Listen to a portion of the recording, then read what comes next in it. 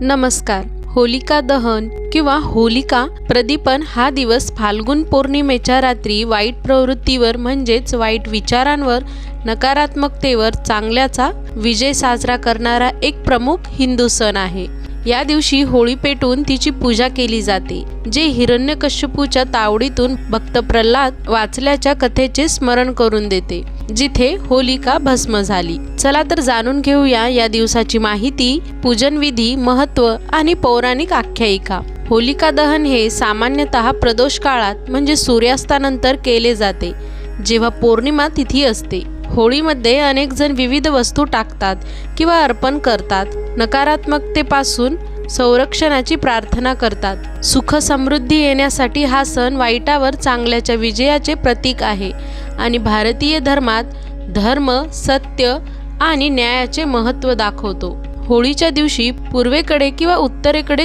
तोंड करून होळीची पूजा मांडावी. होळी मातेची पूजा फुले, अक्षदा, हळद, कुंकू आणि नैवेद्य अर्पण करून केली जाते.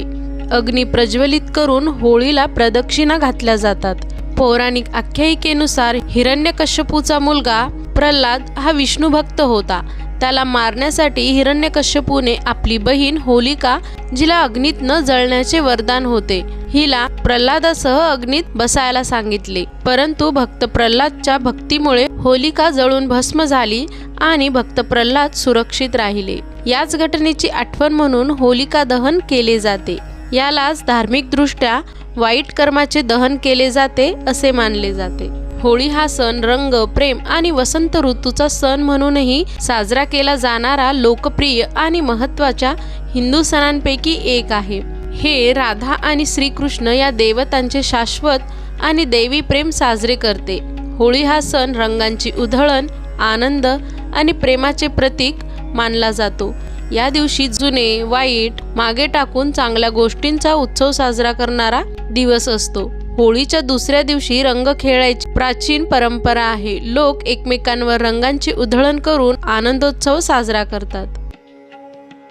अशाच नवनवीन माहितींसाठी चॅनलला नक्की लाईक, शेअर आणि सबस्क्राईब करा. धन्यवाद.